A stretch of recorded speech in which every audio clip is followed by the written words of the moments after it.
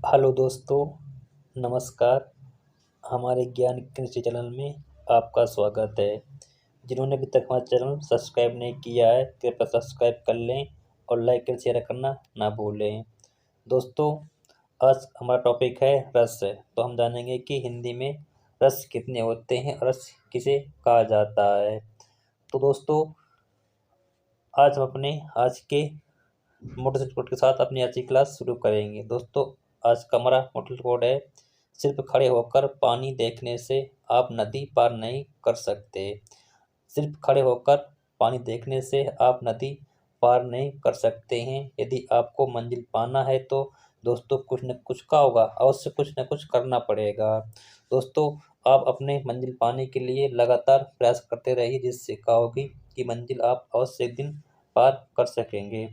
दोस्तों, इसी के साथ हम आज की अपनी क्लास शुरू करेंगे। दोस्तों, हमारा आज टॉपिक है रस। हम जानेंगे कि रस किसे कहते हैं, हिंदी में रस क्या होता है। दोस्तों, रस का अर्थ होता है आनंद। क्या होता है? आनंद। यानी कि काव्य को पढ़ाते या पढ़ने या सुनने से जो आनंद की अनुभूति होती है उसे रस कहते हैं। यानी कि काव्य को पढ़ने या सुनने से जिस रस की आनंद की अनुभूति होती है उसे हम लोग क्या कहते हैं? रस कहते हैं।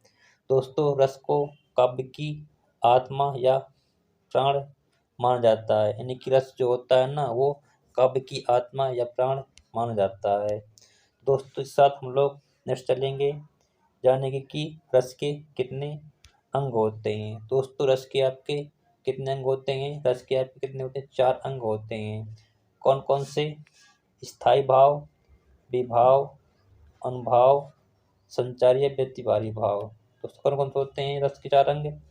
स्थायी भाव, विभाव, अनुभाव, संचारी या व्यभिचारी भाव होते हैं। तो हम लोग नेक्स्ट चलेंगे। नेक्स्ट हमारा क्या है? स्थायी भाव। बेटा क्या है? स्थायी भाव। स्थायी भाव किसे बोलते हैं कि जो हमारे अंदर जो सेंस होते हैं या फिर का होते हैं, वो क्या होते हैं? अंदर छिपे होते हैं, भाव अंदर छिपे होते हैं, उन्हें हम लोग बाहर कैसे निकालें, उन्हें भी स्थायी भाव कहा जाता है। दोस्तों, स्थायी भाव अर्थ क्या होता है आपका? नहीं, प्रधान भाव, यानी कि प्रधान भाव होता है। दोस्तों, स्थायी भाव की संख्या 9 होती है। कितनी होती है? 9 होती है।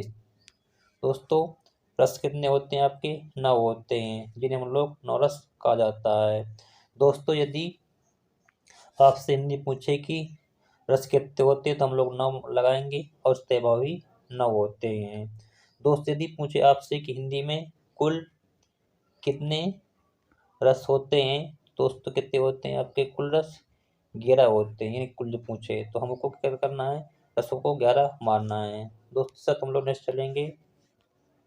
नेक्स्ट हमारा क्या है? विभव। जानेंगे कि विभव किसे कहा जाता है। तो दोस्तों, जो आपका विभव होता है ना, तो स्थायी भाव को उद्बोधक कारण, यानी कि जो स्थायी भाव के उद्बोधक कारण होते हैं उन्हें हम लोग विभव कहते हैं। अर्थात जो आपकी स्थायी भाव होते हैं, मतलब अंदर से छुपे होते हैं, तो उनको किस प्रकार से उनका का बाहर निकाला जाए, या उनको भाव को बाहर निकाला जाए, उन्हें हम लोग क्या कहते हैं? विभव कहते हैं। जैसे बेटा आपके नहीं, जो आपके विभव होते हैं आपके 2 प्रकार के होते हैं। कौन कौन से होते हैं आपके? आलम्बन विभव और उद्दीपन विभव होता है। ठीक है दोस्तों, यानी कि हम लोग आलम्बन किससे कहते हैं? जिसका सहारा पाकर स्थायी भाव का जागते, यानी कि जिसका सहारा पाकर स्थायी भाव जागे उससे हम लोग आलम्बन विभव कहेंगे। जैसे आपका दिया है नायक और नायिका, यानी कि जब नायक और नायिका आपस में मिलते हैं ना, तो उनके अंदर विभिन्न प्रकार के क्या होते हैं? भाव जागृत होते हैं, इसलिए आपका वहाँ पर आलम्बन विभव हो जाएगा। तो दोस्तों, कौन सा आपका नहीं? उद्दीपन विभव। कौन सा आपका उद्दीपन विभव? यानी कि जिन वस्तुओं या परिस्थितियों को देखकर स्थायी भाव जागृत होते हैं। यानी कि जब हम किसी का होते हैं वस्तु या परिस्थिति को देखकर हमारे अंदर जो का भाव जागृत हैं, उन्हें हम लोग का उद्दीपन विभव कहते हैं। दोस्तों, आपका इसमें जैसे आपको हो गया चांदनी, कोकिल, कूजन, ये सब बेटा क्या आपके नहीं उद्दीपन विभव होते हैं। तो हम लोग नेक्स्ट चलेंगे। नेक्स्ट हमारा कौन सा है? अनुभव। बेटा अनुभव क्या होता है आपका? कि मनोभाव को व्यक्त करने वाले शरीर विकार को हम लोग अनुभव कहते हैं। यानी कि जो हमारे मनोभाव को व्यक्त करें उन्हें हम लोग शारीरिक अनुभव कहेंगे। दोस्तों इनकी संख्या कितनी होती है हिंदी में? 8 होती है। कितनी होती है हिंदी में? 8 होती है। कौन कौन सी? स्तंभ, स्वेद, रोमंच, स्वरभंग, कंप, रंगहीनता या फिर बोलते इसको विवणता, अश्रु या प्रलय। दोस्तों आपकी हिंदी में कितने? 8 क्या होते हैं? अनुभव होते हैं। ठीक दोस्तों, अब नेक्स्ट चलिए दोस्तों हम लोग, आपका कौन सा है? संचारी भाव। दोस्तों हिंदी में संचारी भावों की संख्या कितनी मानी गई है? दोस्तों हिंदी संचारी भावों की संख्या 33 मानी गई है। ठीक दोस्तों, जाने कि हम लोग संचारी भाव किसे कहते हैं? तो मन में संचरण करने वाले भावों को, यानी कि जो आपके मन के अंदर जो भाव संचरण करते हैं उन्हें हम लोग संचारी भाव या फिर व्यभिचारी भाव कहते हैं। दोस्तों इनकी संख्या हिंदी में कितनी होती है? 33 होती है। कौन कौन से आपके होते हैं? हर्ष, विषाद, त्रास, लज्जा, गिलीन, चिंता, शंका, असूया, अमर्ष, मोह, गर्व, उत्सुकता, उग्रता, चपलता, दीनता, दृढ़ता, आवेग, निर्वेग, घृत्य, मति, वितर्क, विबोध, श्रम, आलस्य, निद्रा, स्वप्न, स्मृति, मद, उन्माद, अविद्या, परमार, व्याधि, मरण। तो दोस्तों आपके ये 33 क्या होते हैं? आपके क्या होते दोस्तों? 33 संचारी भाव होते हैं। दोस्तों हम लोग नेक्स्ट चलेंगे, कौन सा आपका है? संघर्ष। हम जानेंगे कि संघर्ष किसे कहा जाता है। दोस्तों जहां आपका काव्य में मतलब कि स्थायी रति या प्रेम नामक स्थायी भाव जागृत होता है उसे हम लोग संघर्ष कहते हैं। संघर्ष को दोस्तों रसराज की संज्ञा भी दी जाती है, यानी कि रसों को राजा कौन? संघर्ष कहा जाता है। यानी जहाँ पर काव्य में आपको रति नामक स्थायी भाव जागृत हो वहाँ पर आपका संघर्ष होता है। दोस्तों संघर्ष के 2 भेद होते हैं। कितने होते हैं? 2 भेद होते हैं। तो दोस्तों कौन कौन से होते हैं आपके? संयोग संघर्ष और कौन सा होता है आपका? वियोग संघर्ष होता है। दोस्तों हम लोग सब जानेंगे कि संयोग संघर्ष किसे कहा जाता है।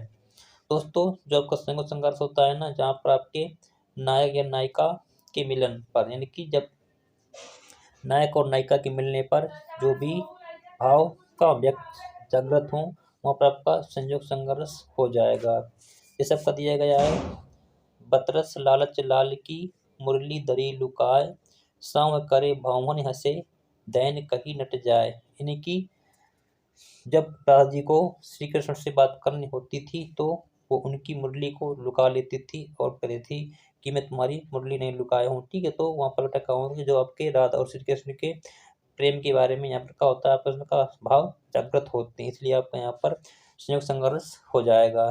दोस्तों हम नेक्स्ट चलेंगे, कौन सा आपका? नहीं, वियोग संघर्ष, यानी कि जहाँ पर क्या हो कि काव्य में नायक और नायिका के विरह पर जो आपका प्रेम जागृत होता है वहाँ पर आपका क्या होता है?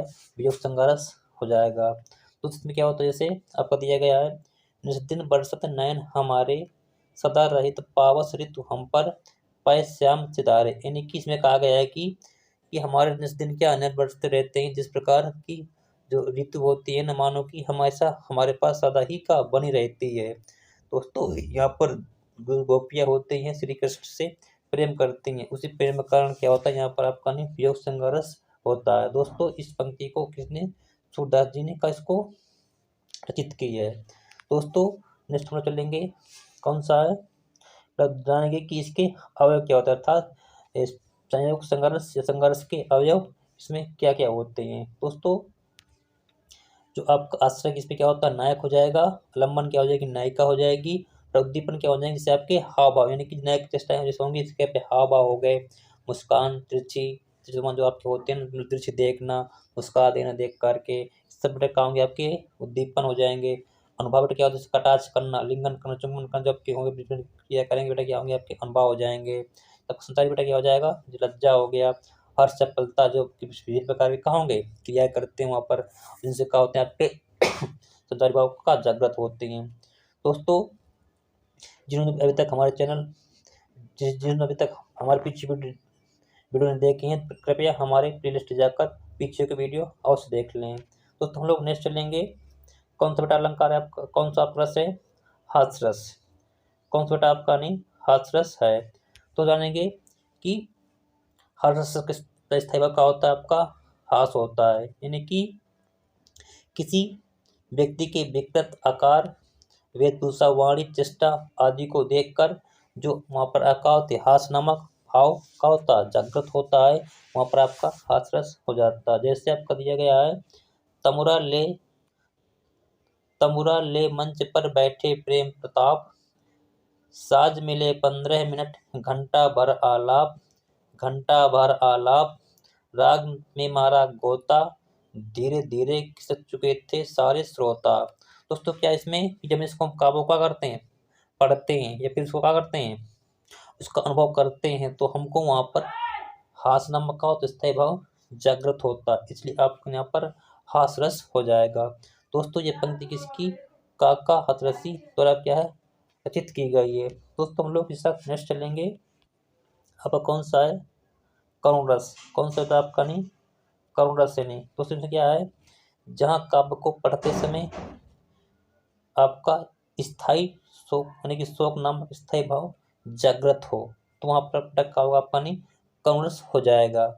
तो जैसे आपका दिया गया, शोक विकल सब रोवहि रानी, रूप सिलु बल तेज बखानी, करहि विलाप अनेक प्रकारा, परहि भूव तल बारह बारह। अर्थात जब दशरथ जी मृत से ये प्लेटें होते हैं, उस समय जो उनकी तीनों रानियां होती हैं तो विभिन्न प्रकार से क्या करती हैं, रोती हैं, और विभिन्न प्रकार से क्या करती हैं, विलाप करती हैं। इससे क्या होता है, वहाँ पर आपका शोक यानी कि शोक स्थायी भाव का जागृत होता है, इसलिए बेटा का आपका नहीं करुणरस हो जाएगा। और दोस्तों ये पंक्ति किसने तुलसीदास द्वारा का रचित की गई है। दोस्तों हम लोग नेक्स्ट चलेंगे, कौन सा आपका रस है, चौथा वीर रस। कौन सा बेटा आपका नहीं वीर रस यानी जानेंगे बेटा कि वीर रस का स्थायी भाव का होता है, उत्साह होता है, यानी कि जहाँ पर काव्य में पढ़ते समय बेटा का हो आपको नहीं उत्साह यानी कि वीरता का हो भाव अनुभव हो या भाव जागृत हो, वहाँ पर आपका वीरस हो जाएगा। जैसे दोस्त को दिया गया आपका, जैसे वीर तुम बढ़े चलो, धीर तुम बढ़े चलो, सामने पहाड़ हो कि सिंह की दहाड़ हो, तुम कभी रुको नहीं, तुम कभी झुको नहीं। अर्थात दोस्तों जो आपको इसमें कब दिया गया है ना, कब दिया गया, इसको पढ़ते समय क्या होता है आपको, हमको क्या करते हैं, वीर नामक का उत्साह यानी उत्साह का करते हैं जागृत होता है, स्थायी भाव जागृत होता है, इसलिए बेटा आपका यहाँ पर विरस हो जाएगा।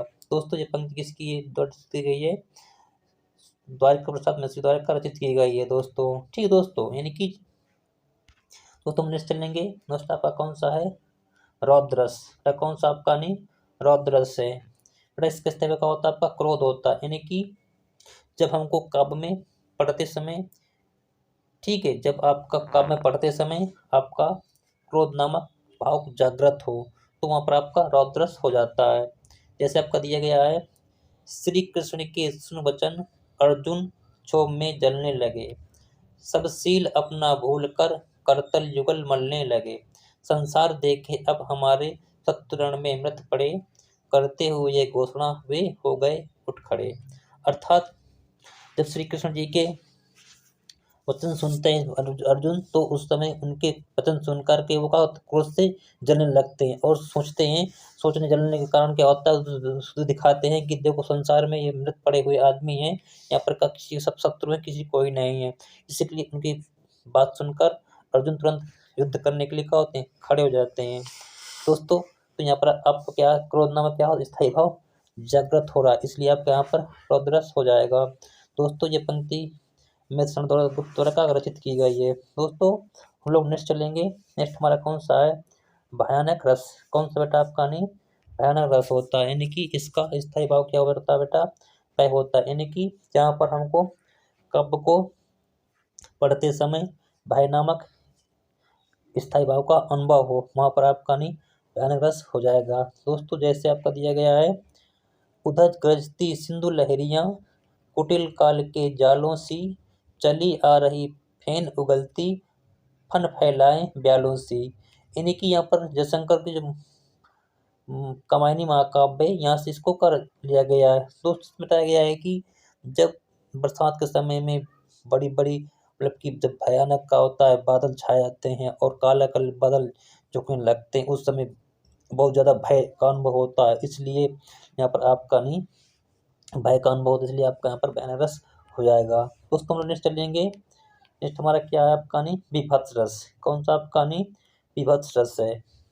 बट इसका स्थायी भाव बेटा क्या होता है जुगुप्सा घृणा, यानी कि जहाँ पर हमको काव्य में पढ़ते समय घृणा नामक स्थायी भाव का जागृत हो, वहाँ पर आपका विभत्स रस हो जाएगा। जैसे आपका दिया गया है, सिर पर बैठे हो काग, आंख देव खाद निकारत, खीजत जीवहि श्यार, अति आनंद उदारत। यानी कि जब हम उसको पढ़ते हैं घृणा मतलब का किसी को दूर हटना, हट जाना, यानी कि आपको करते हैं कहते हैं आपको मतलब कि भाव जागृत होता है, इसलिए आपके यहाँ पर विभत्स रस हो जाएगा।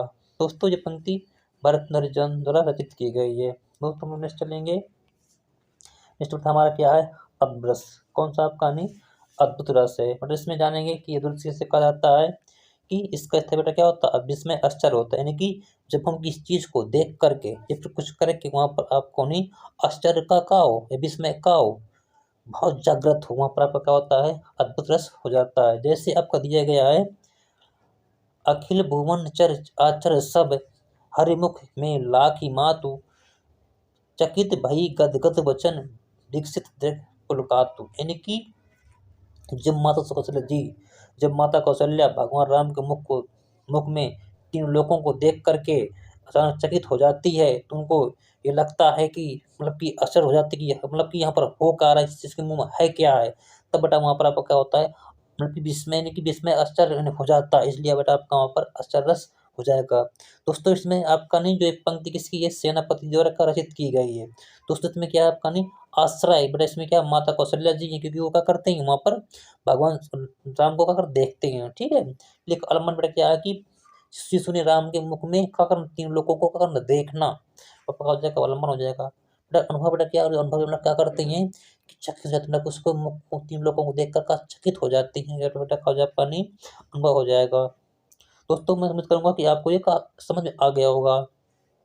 नेक्स्ट हम चलेंगे क्या दोस्तों सांद्रस, यानी कि जहाँ हमको काव्य में पढ़ते समय किसका नहीं शांत, यानी कि शांत यानी सम या निर्वेद का हो, भाव जागृत हो, तो वहाँ पर आपका सांद्रस हो जाएगा। जैसे आपका दिया हुआ है, मन रे तन कागज का पुतला, लागो बूंद बिनस जय छीन में, गर्भ करो क्या इतना। यानी कि जो कबीरदास जी होते हैं ना, वो अपने मन यानी कि जो शरीर को नहीं उसमें क्या करते हैं, उसी में कल्प शांत रहते हैं, इसमें कहते हैं बोलते हैं कि मन रे कागज पर, तो मन है तो बेटा का कागज का पोतला है, लागो बूंद बिना से जक्षिण में, यानी कि जिस दिन आपका क्या होगा प्राण निकल जाएंगे तो का उसमें कुछ नहीं बचेगा। गर्भ करो मतलब तुम इतना गर्भ इतना क्यों करता है नहीं, बेटा आपका क्या आपका नहीं समय निर्वेदना का जागृत होता है, इसलिए बेटा आपका यहाँ हो जाएगा नहीं सांद्रस हो जाएगा। दोस्तों हम लोग नेक्स्ट चलेंगे। कौन सा रस आपका नहीं वत्सल रस। बेटा जो आपका वत्सल रस होता है इसका स्थायी भाव बेटा क्या होता है रति, यानी कि वत्सल रति होता है, यानी कि प्रेम होता है, यानी जहाँ पर आपको कब पढ़ते समय वत्सल रति का भाव जागृत हो और आपका का वत्सल रस हो जाएगा। जैसे आपका दिया गया है, किलकत काना गुटरुवन आवत, मणिमय कनक नंद के आंगन, बिंब पकड़ घावत। यानी कि सुधा जी कहते हैं कि जब श्री कृष्ण जी छोटे होते हैं बचपन होता है तो कहना मतलब कि किसके नंद के घर में अपनी मतलब की परछाई को पकड़ के किलकते हैं और उनको मतलब कि उससे बहुत ज़्यादा का लगाव करते हैं और हंसते हैं, तो उनकी जो किलकारी होती है का बहुत अच्छा लगता है देखने में। तो उस समय का जो भाव होता है ना बेटा वहाँ पर क्या होगा वत्सल रति का मतलब कि स्थापक जागृत होता है, इसलिए बेटा आपके यहाँ पर वत्सल रस हो जाएगा। दोस्तों हम लोग नेक्स्ट चलेंगे। नेक्स्ट क्या आपका कौन सा है जो आपका ज्ञान रस, कौन सा आपका भक्ति रस है। दसवां आपका कौन सा यहाँ पर है वत्सल रस है, इनको बेटा और 11 कौन सा भक्ति रस है, इनको आपका का दोनों को जोड़ा गया है, ठीक ना रसों को नहीं, इसलिए आपके कुल रस 11 हो जाते हैं। तो भक्ति रस क्या होता है बेटा आपका नहीं इसमें दिया गया है कि बेटा इसका था बेटा क्या होता है भक्ति रस का नहीं, यानी कि भगवत विषय रति अनुराग, यानी कि जहाँ पर आपको नहीं भगवत विषय रति यानी अनुराग का हो अनुभव हो, वहाँ पर क्या होता है आपका भक्ति रस हो जाता है। बेटा दोस्तों जैसे जानते हैं राम जपू राम जपू बावरे, घोर भव निधि नाम निज नावरे। अर्थात तुलसी जी कहते हैं कि राम राम जपो, राम का नाम लेने से कहोगे आपका नैया पार होगी, इसलिए बेटा यहाँ भक्ति करो, भक्ति करो। मतलब हमेशा का भक्ति में बिन रहते हैं। अर्थात यहाँ पर आपको नहीं भक्ति का क्या होता है, यानी भक्ति के माध्यम से क्या होता है, प्रेम जागृत होता है, इसलिए यहाँ बेटा आपका नहीं भक्ति रस हो जाएगा। दोस्तों तो नेक्स्ट चलेंगे। दोस्तों जानते हैं कि दोस्तों क्या है आपका, जो आपका नहीं रसराज रसपति बेटा किससे कौन रस कहा जाता है, संगरस का। यानी आपसे पूछे काव्य में हिंदी में कि रसराज रसपति किस रस को कहा जाता है, तो आपका संगरस को हम लोग रसपति रसराज कहा जाता है, ये कहते हैं। दोस्तों भरत मुनि के अनुसार रस संख्या कितनी है, 8। यानी कि जो भरत मुनि जी हैं इन्होंने रस संख्या 8 मानी है, और इन्होंने शांत रस को रस नहीं माना है। किसको, शांत रस को रस नहीं माना है। और अगर आप पूछे कि नाटक में किसमें, नाटक में रस कितने होते हैं, तो बेटा कितने होते हैं रस में, नाटक में आपके रस कितने होते हैं, 8 होते हैं। कितने होते हैं, 8 होते हैं। और नाटक में क्योंकि शांत रस होता है, मतलब शांत रस को नाटक में रस नहीं लिया जाता है। अगर आपसे पूछे कि कैसा कौन सा रस इसमें शांत रस नाटक में नहीं उपयोग किया जाता, जो आपका क्या होता है ये शांत रस होता है, उसको क्या करते हैं नाटक में, क्या करते हैं इसका उपयोग नहीं किया जाता है। दोस्तों हम जानेंगे कि दोस्तों नेक्स्ट क्या है कि काव्य शास्त्र का प्रथम आचार्य या फिर रस संप्रदाय के प्रवर्तक बेटा कौन है, आपके भरत मुनि। यानी कि आपसे पूछे कि काव्य शास्त्र का प्रथम आचार्य रस संप्रदाय के प्रवर्तक कौन है, तो आपके कौन है, भरत मुनि। इनको हम कर मारेंगे। और इन्होंने अपने ग्रंथ कौन से थे, नाट्य शास्त्र में क्या करा, 8 रसों का किया वर्णन। कितने, 8 रसों का किया इन्होंने वर्णन किया है। दोस्तों हम लोग नेक्स्ट चलेंगे। नेक्स्ट नंबर बेटा क्या है आपका, नहीं आपको दिया गया है सूत्र, यानी कि विभानुभाव व्यभिचारी ये संयोगे रस निष्पत्ति। तो दोस्तों किसका आपका नहीं भरत मुनि का क्या सूत्र है, ये इन्होंने से बताया गया है कि जो विभाव और अनुभाव यानी कि जो संचार योग से जो आपकी रस की निष्पत्ति होती है, रस उत्पन्न होते हैं, उन्हें हम लोग क्या कहते हैं, रस कहा जाता है। ठीक, एक शब्द में। ठीक, अगर आप पूछे ये वाक्य आपका दे दे कि विभानुभावी व्यभिचारी रस निष्पत्ति किसका मतलब सूत्र किसका कथन है, तो किसका बोलेंगे हम लोग, भरत मुनि का क्या है कथन है। ठीक दोस्तों हम लोग जानेंगे नेक्स्ट क्या है आपका नहीं रस को कसौटी, रस को काव्य की कसौटी मानने वाले आचार्य, यानी कि रस को काव्य की कसौटी मानने वाले आचार्य कौन से आपके हैं, कौन से आपके विश्वनाथ जी हैं। यानी कि आपसे मतलब आपकी हिंदी पूछे कि रस को काव्य की कसौटी मानने वाले आचार्य कौन से हैं, तो वहाँ पर आपका कौन हो जाएगा, कौन सा हो जाएगा आपका नहीं विश्वनाथ हो जाएगा बेटा, कहा हो जाएगा विश्वनाथ हो जाएगा। इनका जिनका बेटा कथन क्या है, वाक्यम रसकत्यम काव्यम, बेटा क्या है, वाक रसकत्यम काव्यम, इनका क्या है कथन है, किसका भरत, लेकिन इनका रचना ये विश्वनाथ जी का ये कथन है। दोस्तों इसी के साथ हमारा रस का टॉपिक आज का क्या हुआ, समाप्त हुआ। दोस्तों यदि हमारा पढ़ाया हुआ आपको अच्छा लगे तो कृपया एक लाइक कर दें और शेयर भी कर दें, और हमारे चैनल को सब्सक्राइब कर लें, जिससे हमारे और नए नए वीडियो मतलब कि बनाने में हमको का मोटिवेशन मिले। और दोस्तों किसी भी सरकारी गवर्नमेंट तैयारी करने के लिए हमसे आप आकर जुड़ें, आप खुद ही अनुभव करेंगे कि आपके ज्ञान में लगातार किस प्रकार से वृद्धि हो रही है। दोस्तों इस साथ हमारी नेक्स्ट क्लास कमिंग सून जल्दी आएगी, वो डेली हमारी लाइव क्लास 7:30 AM पर आती है। दोस्तों इसी के साथ हमारा आज का टॉपिक समाप्त होता है। दोस्तों सभी को धन्यवाद। दोस्तों धन्यवाद।